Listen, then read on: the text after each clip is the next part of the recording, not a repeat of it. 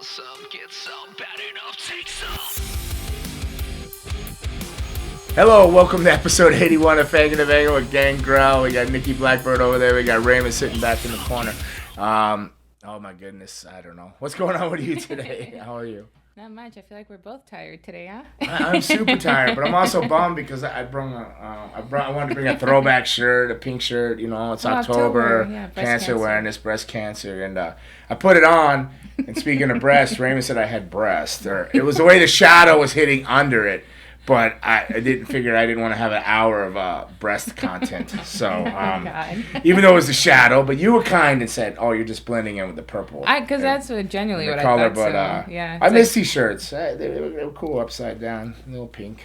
Yeah, bro. I do like pink. Yeah, pink's a good color. It's not my color, but it's a good color. But it's my favorite color. It's for good cause. Is black. it your favorite color? Purple's my favorite color. For the little things, you know.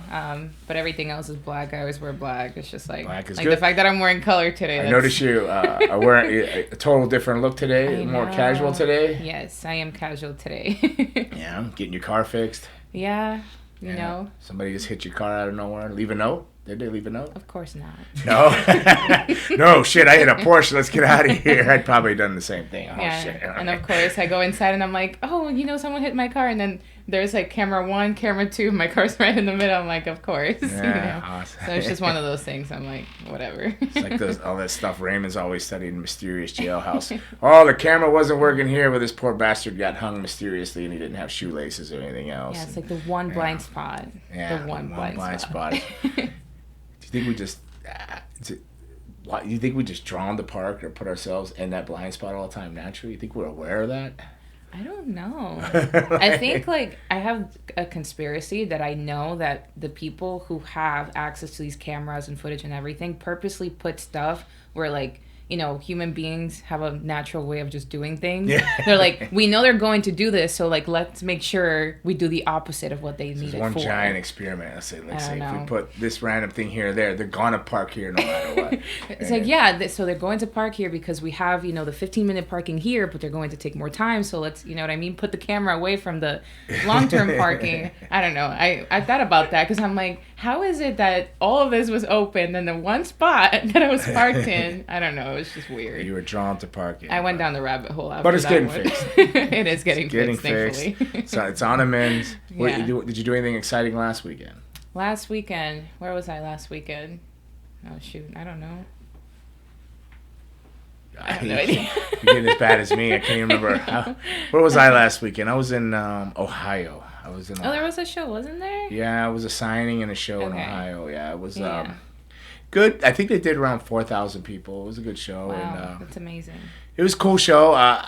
For the life of me, I couldn't figure things out. So all day, this promotion, they want me to do a signing all day. And then a couple legends, whoever, they had booked older guys, basically told them to F off and wouldn't do the meeting, the Q&A. There was supposed to be a Q&A. Okay. So I signed all day, which you're out mingling with the fans, and they pretty much treat me like you're the baby face, a good guy. Hey, Gangrel, what's up? So all day you sit there with these people, and then they send you out to do a Q&A with the people because some other people didn't, and they're all happy. And the majority of the questions they asked me out of the 3 people, and I answered them. So there's like baby face, and then I get back in the locker room and they go, "Oh, you're a heel tonight. We need you to work heel." I go, "You spent all day making sure I was a baby face, and you sent me out there heel." So it was kind of a hard thing, but I just went out and did an old school like Memphis type of match or something like that, and people were very confused because they cheered me when I came out, and I came out in the heel set. I came out for when the poor guy came out. I was working. Paul Burchill, he used to do a pirate gimmick in WWE. We took some pirate jokes. Why is the pirate called a pirate? I told you this one already, didn't I? I don't think so. Because they are.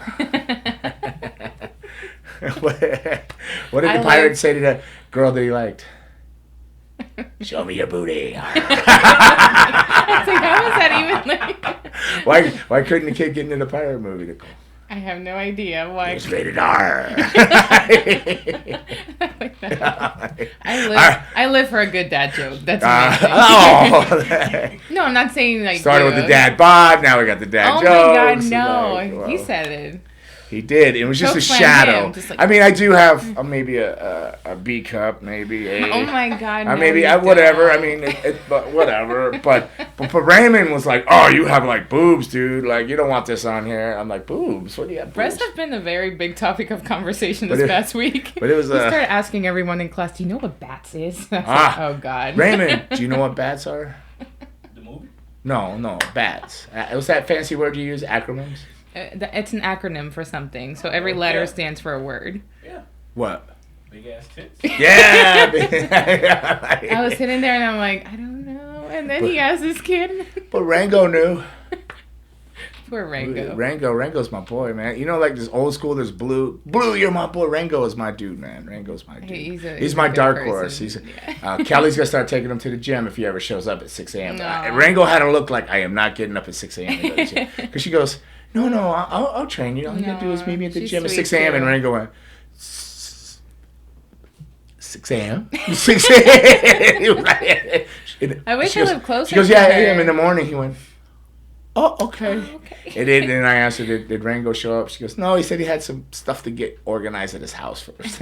You know? I'm like, that means that's like, I'm not coming at 6 I wish I a.m. lived closer to her. I definitely need a gym buddy. It's hard to find a gym buddy that's like committed because like sometimes you're like telling them show up, or when you're at the gym they just want to like mess around. You're like, I'm here to work out. I thought it was sweet she was offering to help old Rango. Yeah, she's Rango could use the gym. Rango could use the gym. I think a lot of people can Use the gym, yeah. I mean, if you want to be a professional wrestler, the first thing they see is how you look. You know, the second thing they look is your social media numbers, and if you can get anybody you to gotta work invest on or that too. engage with you, and then they see if you can wrestle. You know, and the majority that comes to third. All right, they look good. People are following them. Let's see if they can wrestle. That's third down the line, but you need to be able to wrestle to stay there. So It's a lot. It's a lot to handle. Yeah, I would say that a lot of moving parts. But if you want it, you gotta, why would you bring the bats up? I'm gonna get in trouble at home now. I'm sorry. Susan's gonna be like, "Why are you No, because asking we're about talking bats?" about freaking, and he was asking the boys. Obviously, I was just like, I don't know. I just find it amazing that nobody knows, but maybe I'm the only perverted guy that It's was younger. Breast Cancer Awareness Month. Yes, Just it making- is. You know, that's what Breast we're doing. cancer. Yes, that's how we Talk got on the about subject. pink. I believe, Yeah, yeah. because I was like, man, you know. Well, we have some questions for you. This Susan question. kills both of us. So did you remember what you did this weekend? What do you? What was this weekend? What was this weekend? You never answered. I told you what I did. I told you I went to Ohio. I wrestled. And, Oh, there was no show this weekend. So Nothing? I was in Tampa. That's Oh, why. you were in yeah, Tampa, I was in so Tampa, Florida. grown up work stuff. Grown up work stuff, and I Grown-up was work filming for my insurance business. Okay. How'd it Yeah. go? Good. Good. How's your Yeah. insurance business going? It's good. It's So you good. allowed to take the day off today? You're not really taking off. You technically have off, meetings. but yeah. You're just not in Still, the office. yeah, not in the office today. Very Yeah. cool. What are you doing this weekend? You going to the bash? What is it? Bash of the Brew, like 35,000 or something? Like what is I don't it? know, but apparently it's a huge one, so a lot of tickets sold. It should Apparently be they say that every time. If you're in that student group, apparently every time, this is a record number or close to being the biggest bash, but I don't want to say. And then they'll say it was the biggest bash, but then they go back and forth. I don't know. It's busy. It's full. It's a good time. Yeah, it's always a good show. I don't know if they can really keep track of the numbers because I'm going to go out and say it. I'm pretty sure somebody's stealing from the gate. And I told Nelly, and he's on top of it. He's trying to work it out. But Oh, I'm thinking they're like, 2 in for me, 1 for the company pocket. You got to get that gate under control. I don't know who's running that door, but I'm thinking they're like shysting them for some money. And the merch, too. Whoever's selling their merch. They got to be careful. That's where they get you. I mean, you allow for some loss. You say, okay. Yeah. People gotta, they feel they don't get paid enough or they're not getting paid what they're contributing. So you write that in. You write some loss in. Okay, there's some corruption. I'll lose $20, $30, but when the numbers don't add up and it's coming in once you start watching your stuff and then your numbers start coming in like 400 and 500 more, that's a big difference. Somebody's really fluffing their pockets. Yeah, that's he won't crazy. say it, but I said it. Sorry, Nelly. Like somebody's getting over on you out Oh there. God. Somebody's getting over on you. I don't know who it I is. did ticket sales once, and Was it you? Oh. No, that was Is that like how you got the Porsche? PSL. Oh my God. Those big bash numbers. It was in Port St. Lucie once, and actually we had like extra money because like I didn't account for like 2 or 3 shirts that I sold, and I was like, he's like, I'm like, oh, whatever. Gotta watch that merch. Gotta keep track of that. Keep those numbers. No, I ended up then everything was fine, but yeah. I try to be Alright. good with numbers. Who's coming after you, Dan or Elio? Oh, I gave everything to Dan. I'm like, take it, that way I if the don't money think goes Dan missing. Dan's not so much on that merch. It doesn't pay. I don't know. Maybe I don't know. It's a crazy operation there, but they make it work somehow, and it all goes good. But so Bash of the Brew and this weekend at Unbranded. Unbranded. All right, so it should be exciting. They said Hialeah. the sales are looking good, like they said, close to the same. I mean, it can only fit so many people in there, but it gets hot. the good thing is if you're going to come out, it is starting to cool off, so it'll be a little bit cooler than it is, but that never slows anybody down. They came right through all the summer heat for it, and they drank their faces off and yelled at people, wrestling, whatever fans do there, and it seems like a good time. But I'm off to Indianapolis this weekend. I got a signing. And then I have a show, and then I have a show in Memphis on Sunday. So I'll get back home late Sunday night. In a perfect world, if I make my connections, I'll be back home and fanging a banging Monday back at the school. And I think we're gonna do a little more waltzing. I think. Yes, So, I'll be there. I'm like even thinking about doing some kind of hybrid with the type of work that I'm doing because I do have a remote team, and then I have obviously the people in the office, and I'm like maybe Monday through Wednesday I can work from home. That way I can make it to practice, and then I don't know. I definitely miss going Wednesdays. I feel like it's always a smaller class. We get more practice and more reps in. Speaking of that, let me ask you this. Like, this is for me, and I don't know. People don't probably want to hear this at home. Or they probably don't even care. But training wise, do you feel like people care, especially those when I get into it? All right, so a Monday, for example, right? So you show up. Say you show up at 4:30 on a Monday, right? Yeah. So 4:45 to 5:45, you get in the ring early, right? You get in the ring early. A few other people, maybe the Kelly or a Noah or whoever's there, right? Yeah. You get in early. Do you feel like you learn more in the off hours between 4:45 and 5:45 than you do in the main class between 6 and 10 or 6 and 8? Absolutely, Do you feel like 100%. Yeah. I feel like that's where I'm going wrong. I think I'm struggling. Me as a coach or a trainer or a teacher or however you want to look at it, mentor, whatever. With the bigger classes of people getting overlooked, I feel like every time, like you mentioned, Wednesday's a smaller class. When it seems like things are more productive and more successful when it's less people, and I don't want to single people out and say, hey, don't be here, you don't need to be here. But I really feel like I have to create new hours for people. I might have to say, all right, beginners, I can only have you in here 5 to 7 or something, or 5 to 6:30, and then intermediate is here, and then the advanced. But the advanced are showing up within the beginners class. And they'll do that stuff, but then they leave. Then the advanced class kind of trickles off, except for very few. But the it overflows the beginners class, right? Mm-hmm. It feels like it's chaos, or people are getting overwhelmed. And then I do have a select few of 5 or 4 students that I think shouldn't be in the class at all. They should be in their own class, and then when they get a grasp on things, they can move up back into the others. But it's a really tough thing to figure out and balance out without breaking people's confidence. Breaking their confidence down and feeling like, why am I going to this class or why are you going here? Because it's all in play now.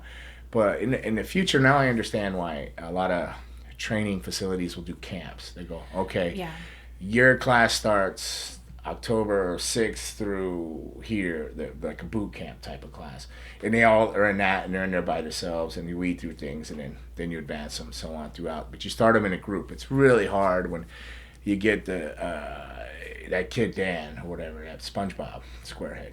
You know what I'm talking about? He trains for Ricky. I'm sorry. So he comes in, straggles in, new by himself.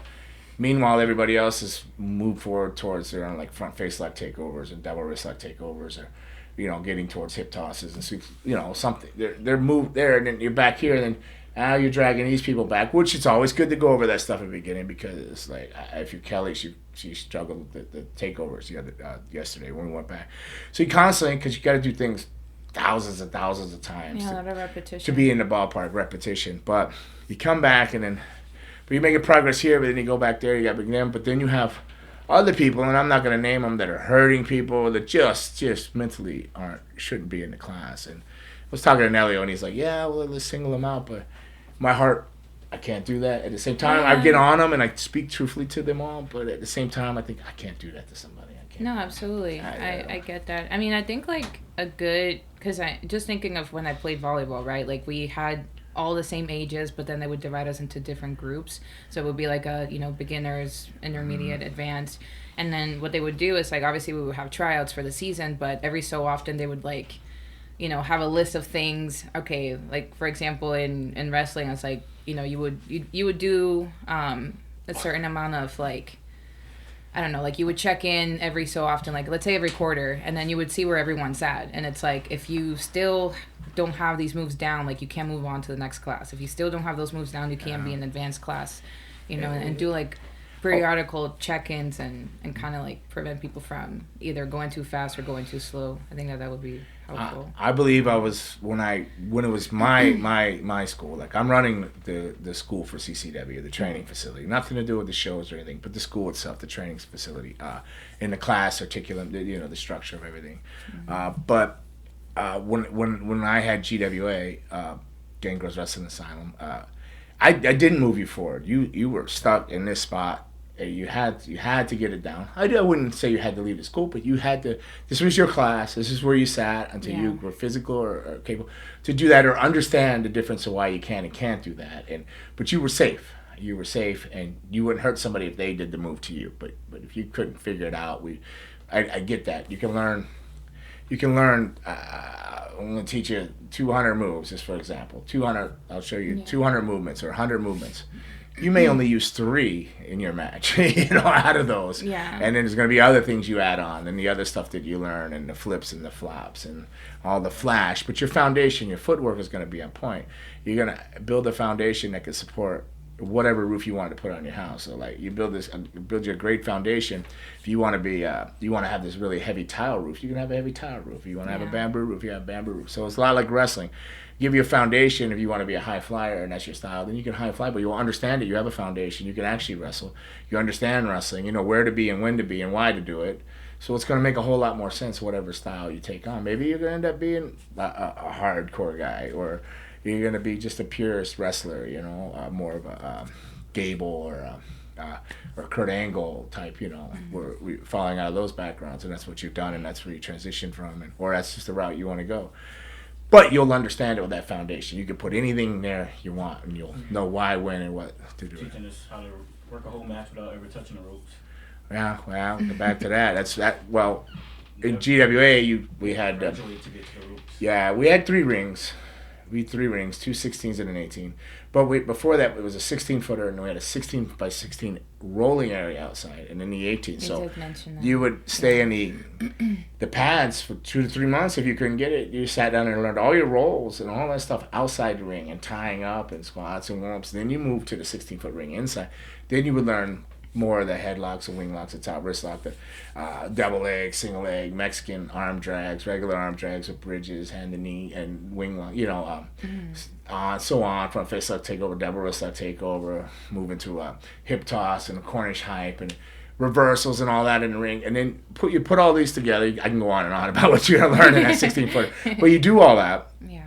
Then what Raymond was saying, you'd wrestle in there without breaking a hold to tell a story. I clearly understand the story you're telling me, if you're a good guy or a bad guy or what's going on. You're clearly going to be able to tell me a story for 20 minutes in that center of that ring without touching the ropes. And when you were able to do that, then I'd go, there you go. Then we'd move up to the 18-footer, and then we'd add in the ropes and the tackles and stuff. So it was a lot slower process, though. But I would tell people, you give me 6 extra months, I'll save you 6 years. And just trust the process, just trust that. But they get it and they understood it. The Wills and the Ruthies, they all understand that because they went through that. So I can see the frustration in them when they look at the guys. And nothing against Sir Johnny, where he goes from here all of a sudden, but he shows up on a Thursday when I'm on the road or other things, and then they throw him in a match.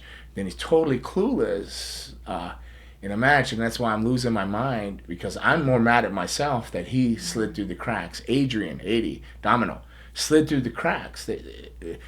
because they were hungry or they showed up, they had gear, they were at a show, they got put on a show. They slip through the cracks. They don't understand anything. They don't understand the foundation. They think they do. They think because they have a headlock takeover, a wing lock, a top wrist lock, a Mexican hand, a knee, a double leg. Because they could do these, they have these moves. They think they understand, but they don't. They're clearly, they have the tools to start building a foundation, but they don't have their foundation. It's gonna collapse. It's like literally putting their career on a sinkhole. It's not a good foundation. You're gonna swallow it up into the earth if they don't figure it out. And then like I said, I see the Ruthis and the Wills, and they're always looking at me out the corner of their eyes. And even Metodi Metal, because he had to play, he got put through at Metal. I tried to kick Metal out of there. I honestly wasn't sure if it was for him, and now look at him though. He's like excelling. He's blooming. He's constantly getting better every day, and he's figured out the body.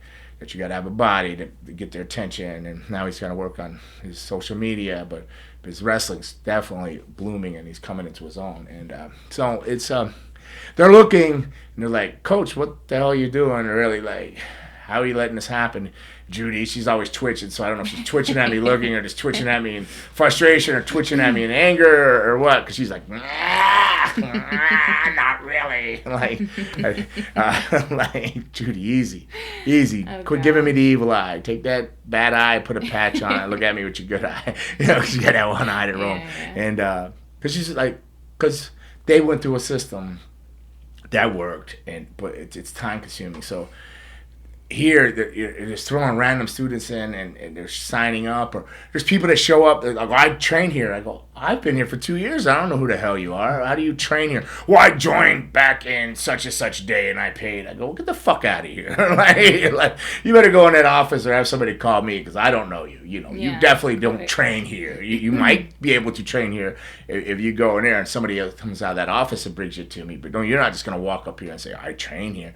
You know how many small weirdos just roll in? Like, I don't know if they're just like serial killers off the street. Oh my God. They don't look like athletes. They come in, they look like they just fucking took a hit off a bong and got done. They just finished their 2-month tour of duty video game call. Like, 2 months of it. I'm gonna go wrestle now. Like, they got lost for or 2 years or whatever it is. They just show up, and their hygiene is unbelievably bad. Don't get me started. And again too. I used to sit there and give lectures on hygiene. Did I not line you up and put your fingers out? I wanted to see your fingernails. I would go sniff your armpits. If you stunk, you'd get the fuck out of here. Just go home. Yeah. You know what I mean? Like, and here they just roll up. You're like, what is wrong with you? Oh, my knee pads or my life or my cat sprayed my stuff. Like, get the fuck out of here. But it's not my school.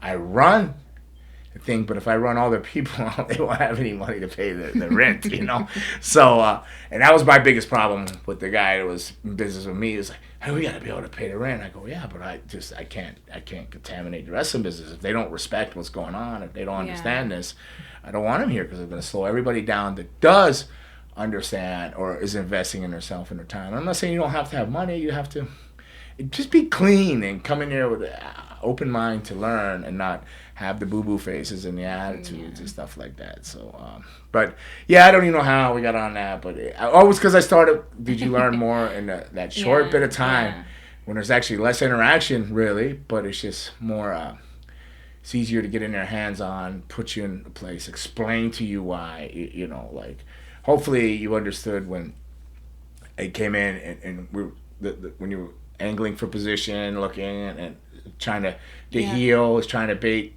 the baby face in the corner, trying to back you in the corner, lure you in the corner, you don't fall for it. Eventually, boom, you get in there, you run a little bit of a sequence, whether it's a tackle drop down, a hip toss, arm drag, whatever it is, the bomb, the heel, you have him in the move, he backs you back in the corner, the referee comes underneath the break, the heel takes you spin the heel in the corner, actually, he's in there, the referee comes under the break, the heel takes a shot over the referee doesn't see it because he was just breaking it up, boom, and now you're in danger, you're in trouble, the heel continues on to put some heat on you, he gets beat on. But all that beginning, trying to bait you into a corner, bait you in the corner, all that stuff, they don't understand. All that moment led up, all that stuff in the beginning was for that one moment for him to take the cheap shot in the corner with his back in the corner over the ref and get a leverage on you. That whole moment built to that there is no, that's like you're putting A, B, C, and D in there to get to whatever comes next in the alphabet. What comes next? E.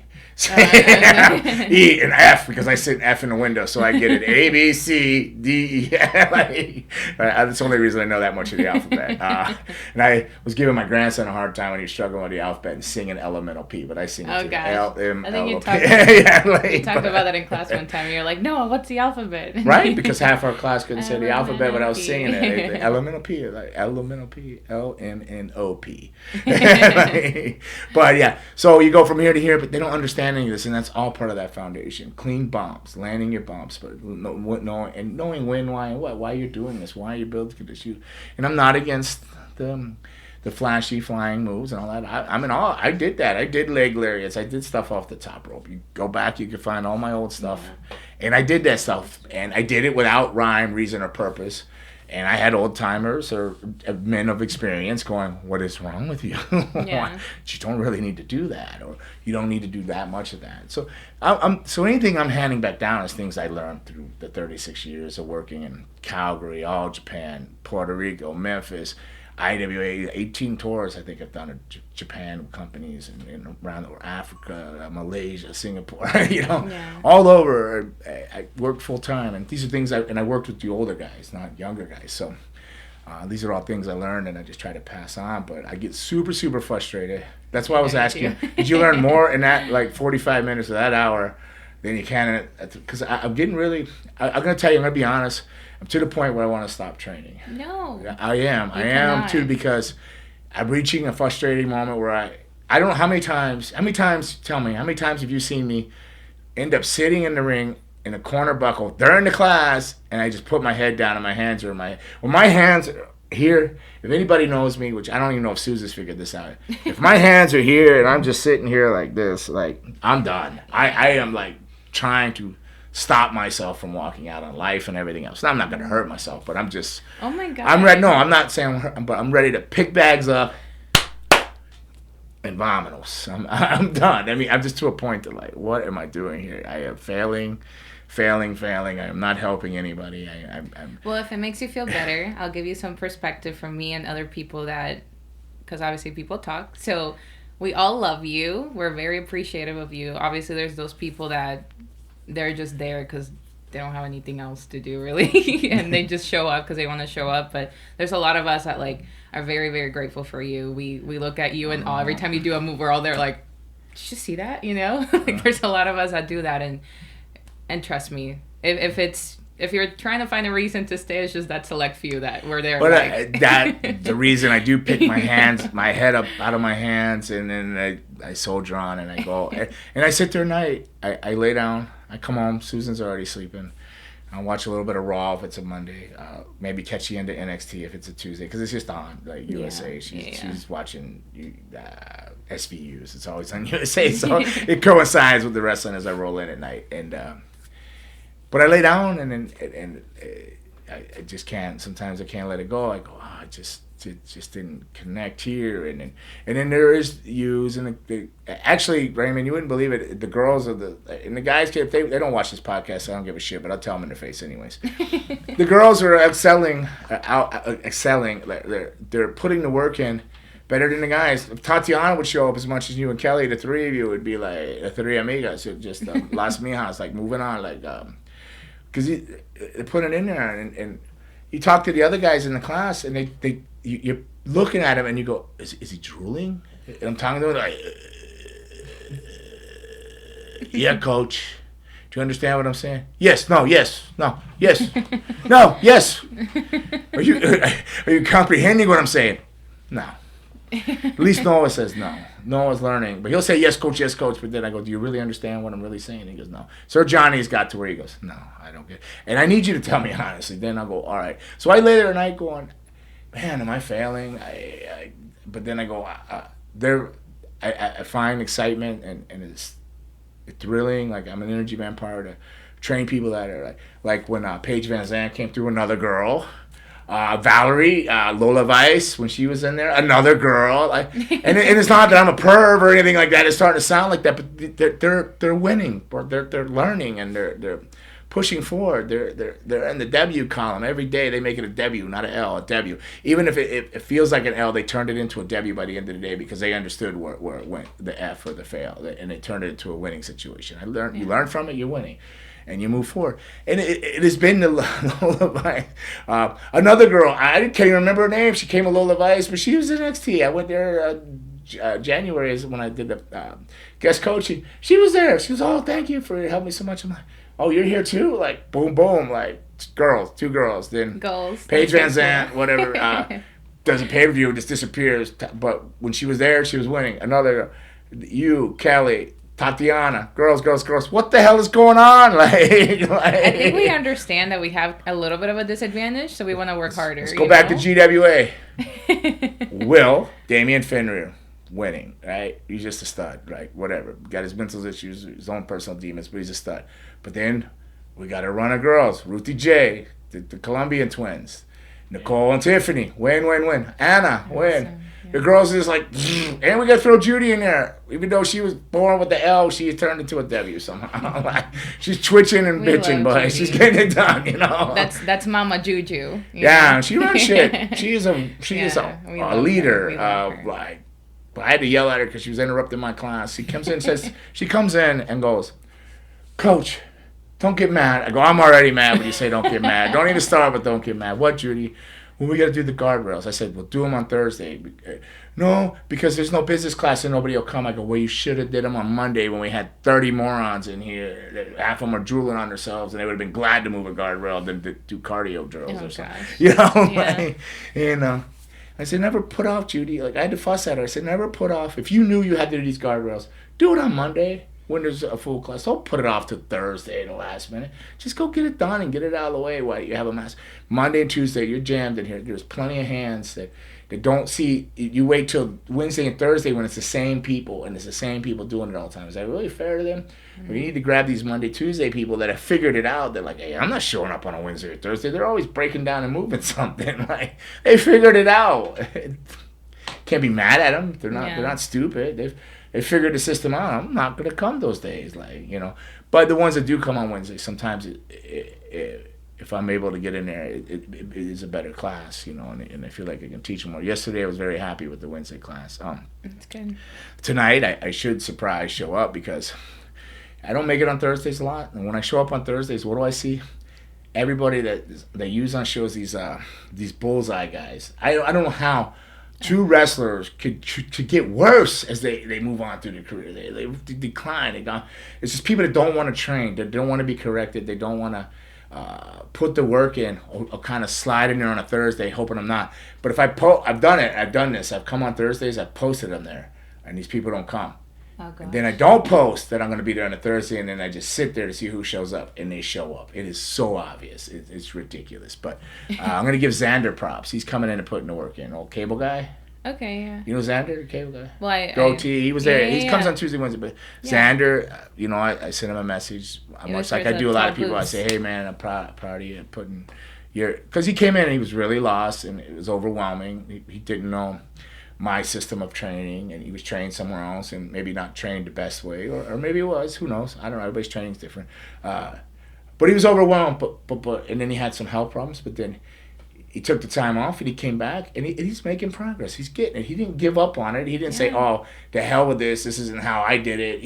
I'm going to figure it out, and he's coming on, and you know, once he gets a little bit of gym awareness, which I think he's going, I get it. It's hard when you work 40, 50 hours a week. Then you come to training on top of that. And I'm like, and then we do certain drills because the only reason I do these drills is because you don't go to the gym. You need to go to the gym on your own. I don't want to run drills. Some drills I do because it is necessary to have a little bit of stamina, like the drop down, touch the rope, drop down. Something like that. Or when I put people down and I have you run to get your legs up. Those are for safety.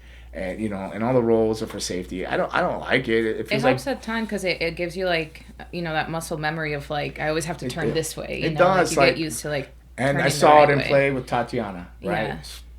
who was it, Sir Johnny or somebody went and did something moronically wrong. And she knew where And she to, just went and did what she was Yeah. trained to do out of instinct, and Yeah. she was fine. No, that And then helps. that's It what does, those are yeah. for. All the cortisols that you're programming your brain, the water, the things move. I don't ever you question go. anything. I just do it. I mean, well, while doing it, I'm like, well, there's a reason. It's not to be mean. like out of breath. I don't do it to be mean or do this. Sometimes in the beginning, I'll do stuff to weed people out. I truly will. Like, if I see people that have like a lack of total respect, or they roll in there at like 6:05 when you know that like that class is starting at 10 to 6.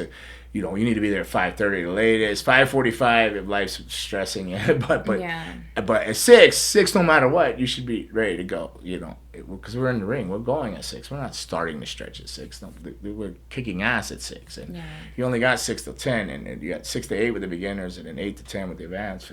You got to move. You got to rock and roll. So if you don't have, you know, they'll come in. Oh, traffic was heavy. I go, that's not my problem. Oh, coach, I couldn't find a babysitter. I go, that's not my problem. Why is that my problem? You're wanting to be a professional wrestler. I'm here to train people to be professional wrestlers.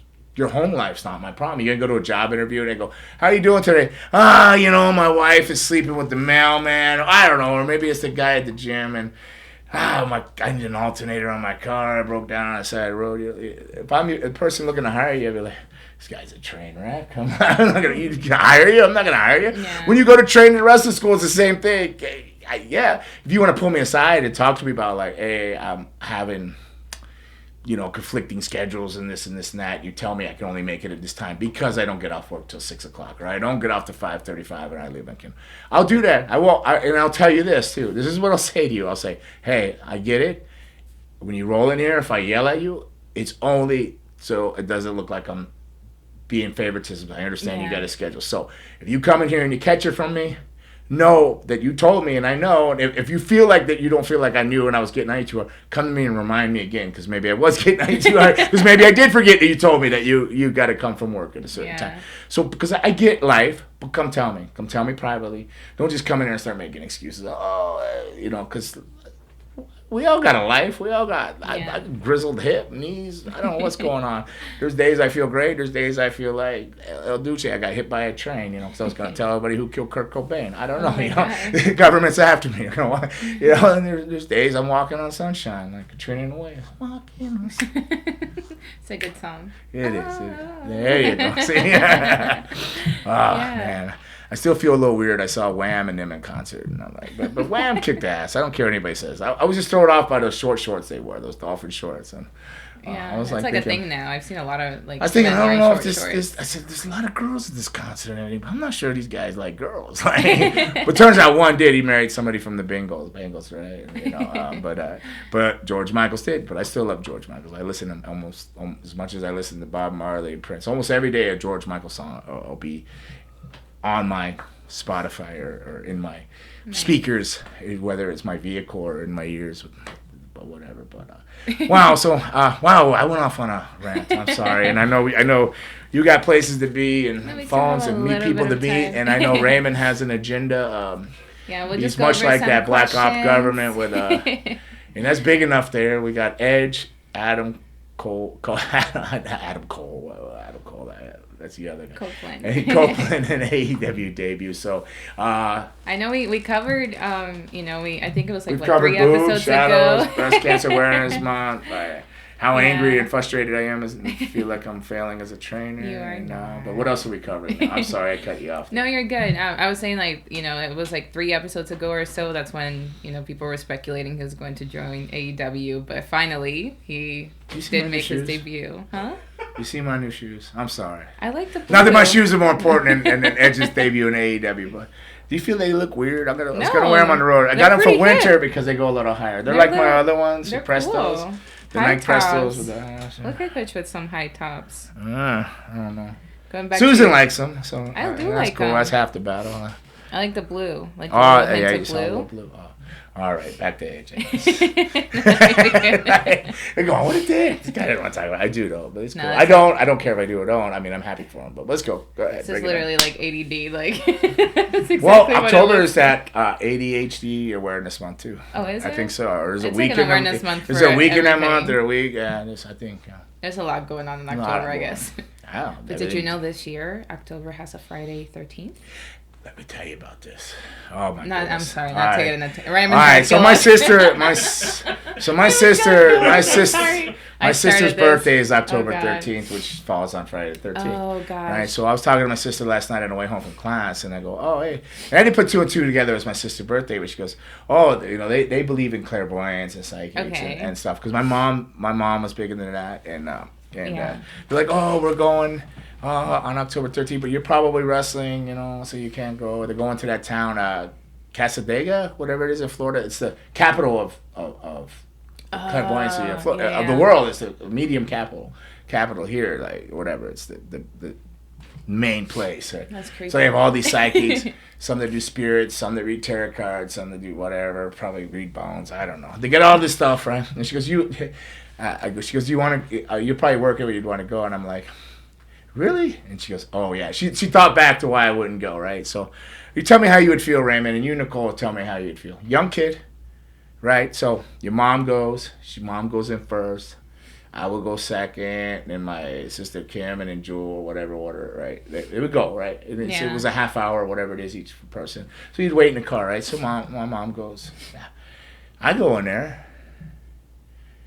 and the lady looks, and she goes, looks at me, holds her arm, like, little old lady, looks in, you gotta go. I go, what? She goes, you're done. Here's your money. Don't want your money. Turn that recorder off, and they let you record it. And she says, you gotta go. I go, why? She goes, you gotta go. Please leave. And I go out there. My mom goes, well, I go, she wouldn't read a thing. I go, I don't know. She kicked me out. She said she wasn't reading me. And then my sisters, they all went. They all got read and everything. Come back.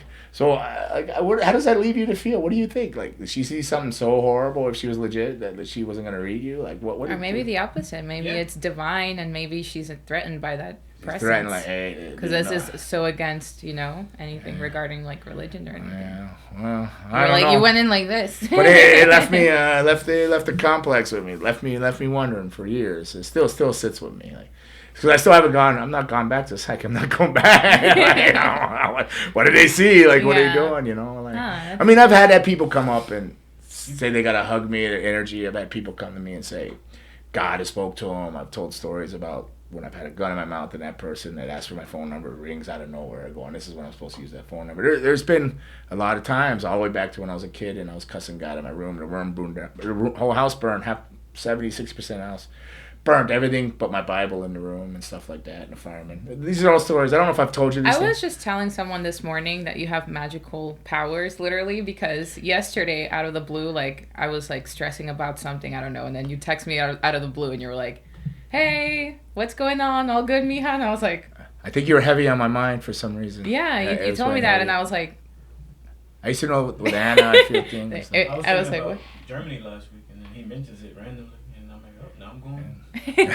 No, it was like so like the time I was like, what the heck? Yeah. Well, I don't know. So maybe it was good things. Nobody said, hey, maybe it was a good thing to say. Yeah, maybe they saw some maybe they see that evil energy that's following you, because like the Native Americans, they would always say there was something dark trying to attach to me, something dark. Like there's a battle. There's a battle, and there's something always lurking, like trying to attach to me. So I don't know. It's kind of creepy. But the lady freaked me out. She goes, you got to go. Just turn that off and leave, please. Like, I was just a kid. I'm like, I don't know. That's a good thing. I don't know. We'll see. I'll look at it like that. Maybe you've changed my perspective on it a little bit. Well, think about it. I mean, like, what's the first thing that, I mean, not that I'm, like, super religious or, like, biblical, but the Bible says no psychics, no tarot reading, right? Like, that's, like, a bad thing. Right, yeah. So, I mean, if you think about it, maybe it's that's, like the complete opposite of what they're trying to do. I got a direct channel with the big man up there, the big being. That's what I'm saying. And they're like, oh, no, they're going to see. He's like, wow. They're like, look, they probably said to him, hey, you're doing it wrong.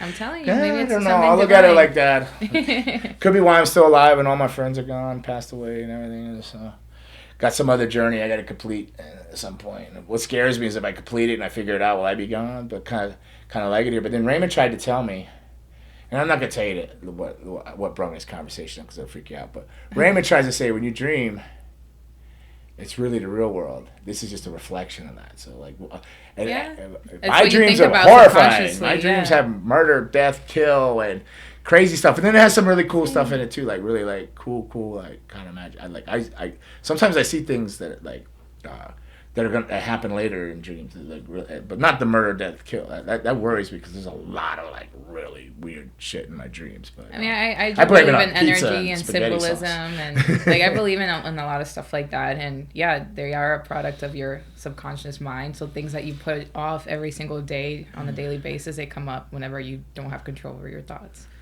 That's a thing. It's good that they stay there, though, right?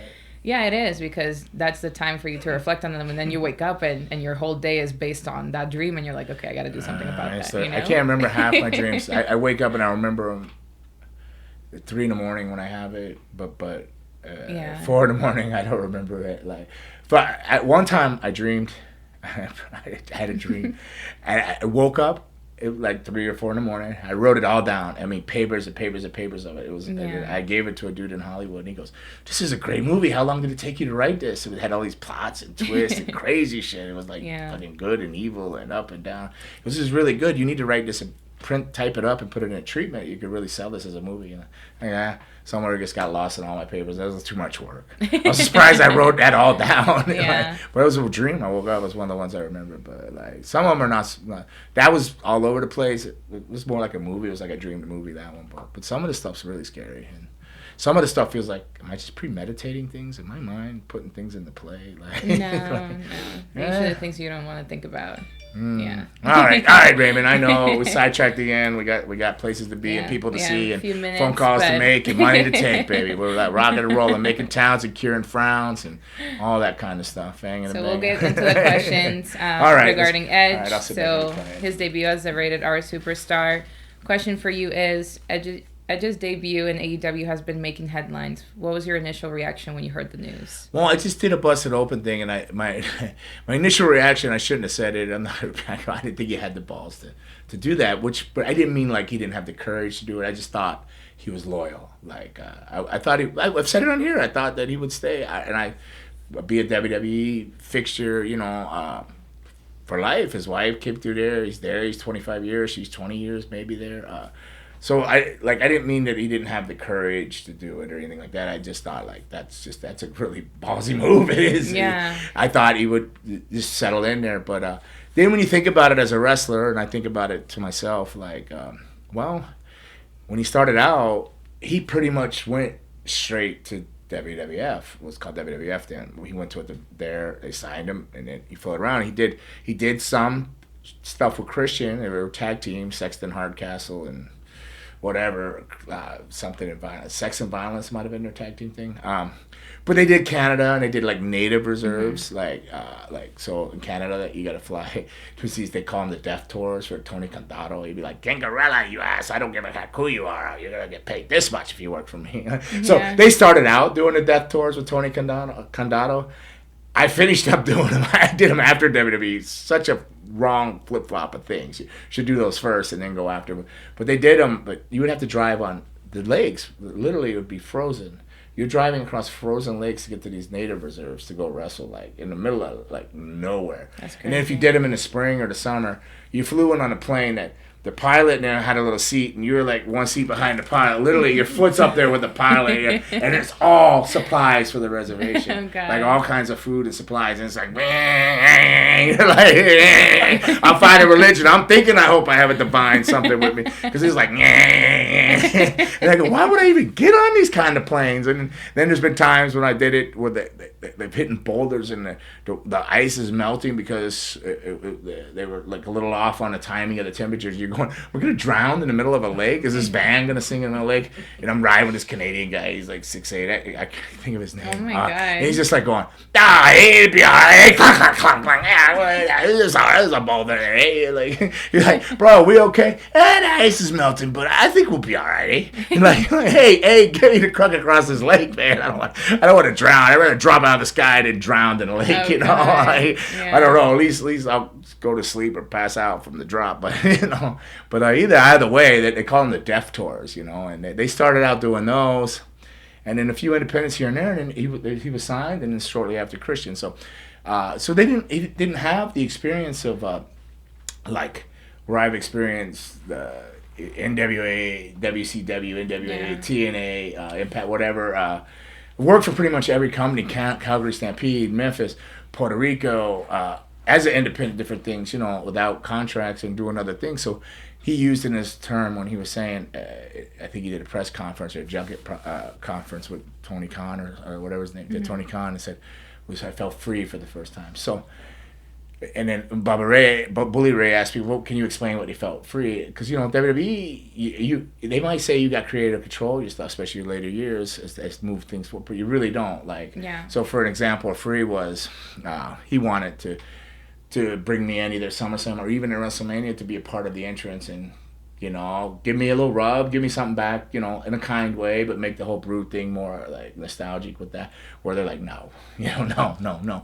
So they'll tell you could do something, but it's within their limits of what they think. So you're always got technically some kind of leash on you there, you know, no matter what, you're answering to networks, Vince, or who Vince thinks he's going to be answering to as they're trying to sell the company or whatever, you know. So it's probably an exciting time to him because maybe they're telling him, you're older, because what it really looks like, and I said this on Busted Open, is, for example, they're like, yeah, sure, you can have Adam, we're on no problem with that, we're paying him a whole lot of money, we'd rather give it to a Jade Cargill and develop a younger talent, bring him up that's going to be here for the next 20 years or 15 years or the next 25-year run like he had, like when he came in. So it feels like WWE in a business sense is like, yeah, we'll let these guys go.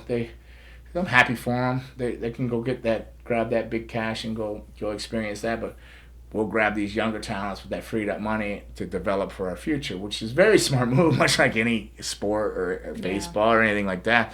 But at the same time, with that being said, Adam probably, I don't know, I haven't talked to him about any of this. This is all speculation on how I think he might feel. It'd be like they're telling you, oh, you can't do it. You're a little older. You need only wrestle a match here and there. Maybe he thinks he's got a lot of matches left in him. Maybe he wants to finish off with Christian, do an angle, and end up tagging them at the end. They're like been best friends since they were kids. They grew up together. He got him in WWE in a sense, you know. A question. So, I'm sorry. So maybe they grew up together, and he just wants to be with his buddies and do matches he didn't get to do. He's friends with FTR. He's friends with a lot of people there, you know. He said himself, or I think he might have said himself, he's never been in a ring with Sting, you know. I got thrown out of the ring. I was a fake Sting in WCW. People might not know. I dressed up, a dude named Horseshoe that went on to be Horseshoe. Luther, he went on to be Horseshoe in WWE. Mark Starr, Jerry Lynn. We were all fake Stings. We'd have put the Sting coat on, the Sting mask with wigs, and come from the rafters every week to get beat up by the NWO and traveled. It was flown into every TV and we traveled again. Yeah. I get to do all these kind of stuff. So he just knows the WWE system. What WWE tells him, what this and this and that. So maybe he just wants to experiment that. He's probably got money saved up and they're probably giving him buku bucks. So what does he got to lose? Because, you know, you would think WWE is always going to be there. They're bought by TKO and they exist. You'd think maybe that's a safe bet to stay there. Like I was thinking, hey, finish out there, be a liaison or whatever. But in his mind, he's probably like, I got money saved. I just really love wrestling and I want to go experience this. And, you know, maybe that's what it is. I heard something that his daughter said, hey, Daddy, go be with Uncle Jay. You know, so maybe his family influenced it too. Maybe he loves his kids. So all that being said, you know, I'm happy for him and I hope it's everything he wants it to be and then some, because he's a great dude and he deserves it. And he's an amazing guy. His wife's amazing. He's got amazing family, and he can go deal with Jay, maybe make Jay a lot nicer to other people. Christian's a good dude. I just say that. It's just a running thing. If you don't know him, if you don't know his personality, you'll think he's a butthead, but it's just his personality. He's a really good dude. Oh, Raymond got me coffee, man. Right, we're wrapping up too. Thank you. He didn't trust me I could motor on without it, but I'm on some new BCAAs with caffeine in it, so and I only drank half that, and it's got me jacked to the gills. But I also got a little fueled off the whole school thing. It's really bothered me, you know. So, all right, back on. Is there any more questions, or did I cover them all with the one big swooping thing? Yeah, for the most part. And then, so Adam and Christian are good friends. Yeah, you covered a little bit of that. So the last question is, can you recall the last time you, Adam, and Christian were in the same room together and what that interaction was like? Let's see. I've been in rooms with them separately recently. Especially Christian was the last one that I was around at a convention, but together actually might have been the WrestleMania in Dallas when that was on the Agent Christian podcast when they came in with the Bigfoot, and That was I was the too- Bigfoot. Like when it was like the season finale of the ENC show. On the network. And the network, yeah, it was the ENC show where it turns out they were like with New Day, and it turns out that I was the Bigfoot. So not the whole past time. WrestleMania, the one before that, right? 3 or 4 ago or something. Okay. Yeah. Because I believe I did meet Christian, like he was in the same restaurant I was at or something. Yeah, how you doing? Yeah. I was. No, let's hear it. How was your interaction with Christian? I don't honestly. I'll be honest. I'll be honest. No, I mean it was late at night. He was definitely tired. It was him and another group of people. They were all from AEW. I can't really remember. Yeah, the interaction, but I did meet him actually. And I was gonna say Beth actually inspired a little bit of my gimmick too. So Beth, that's Amazon. That's cool. She's super cool because I I text. I'll text Edge, but it's like, hey buddy, sending you positive. Kind of like I do. Like if it's on my mind heavy or something or whatever, or if he done something really cool, like when he makes that jump or whatever, I'll be like, positive vibes your way, dude. Just thinking about you, just I never ask him about business or something. I just say, hey, send your family love, or I'll send if I hear Horse with No Name by America, like something like that his mom would listen to a lot. He told me a story. It clicks and it makes me think of him, and it makes me think that he loved his mom. He lost his mom. His mom passed away, and I know I miss my mom, and so I know how close he was, and his mom was an amazing person, and so I'll send him, hey man, I'm just thinking about you, and I'll put that song in there or something like that. And he'd be like, David, like yeah, so so he's a really amazing guy. So I'm really happy for him, and I really hope he gets everything he's looking for and then some. So. Yeah, that's good. But yeah, ENC show, Edge and Christian, that was the last time. It was a WrestleMania in Dallas. Yeah, it'd be cool to meet them one day. All right, Raymond, where are we at on time there, sir? We have... I think it's about it, right? Yeah, that's pretty much... All right, so Miss Nikki, sorry you had to listen to me rant. I do appreciate that you're telling me that a lot of you, like that I'm helping, but it is to a lot of you, but then I don't hate anything. I just feel like I wish some of the guys would step up, like the young ladies are stepping up in there, like, and they're trying. I mean, and nothing against Adrian, he's trying, but they skip past. You can't not only want to put them on shows, and because he's at the brewery and he drew like 100 of those people, like 75 of those people. He sold like 75 tickets that last one, right? That's a big sale for somebody on Independent. They drew 75 people in a building. That's a big thing. That's $25 entries, and somebody that probably bought merchandise or spent money in the brewery or whatever, and he's an amazing guy. But you feed people filet mignon, it's hard to go back and say you got to eat ramen now. And then that's my problem. I'm up there serving ramen here in the school trying to get you a certain way on ramen, and then you get filet mignon, they don't want to go back. They don't, it's not quite the thing because I'm trying to teach you foundations and things that are really going to help you. I'm trying to give you things that you'll be able to eat filet mignon for life, not just have filet mignon on a weekend here and there. Like, so right now we got to do ramen. Why I teach you that? You're in college, you're ramen, you're taking Adderall, whatever people do in college, you get through college, you survive to get that education to where you can afford filet mignon. And you can go grocery shopping. If you want to be a vegan, you can eat whatever vegans eat. You can eat the Screaming Carrot if you want. There's a plug for Screaming Carrot right here on Highlanddale Beach Boulevard. But I'm like, which is great vegan Thai, by the way. I'm not a vegan guy, but I tear the hell up. I eat that food. I have to try it. Oh, yeah, I eat it till my stomach hurts. But yeah, we definitely appreciate you. And, this is me saying this hypercritical? Yeah, I'm being hypercritical saying this because, like, this is something I even struggle with, but it's just, like, controlling the controllables. At some point, you can't control every single person, what they're thinking, what they're doing, everything like that. So it's, like, just focus on the people that want to be there, and then that's what how scares we all me thrive, is I feel like I know what they're thinking, and that's what scares me, because then I feel like insulted all the time when they say something different. Cause maybe I don't know, but I look at them and I feel like I know exactly what they're thinking, because I think I've been in their shoes going, I mean, experience, right, I was just trying.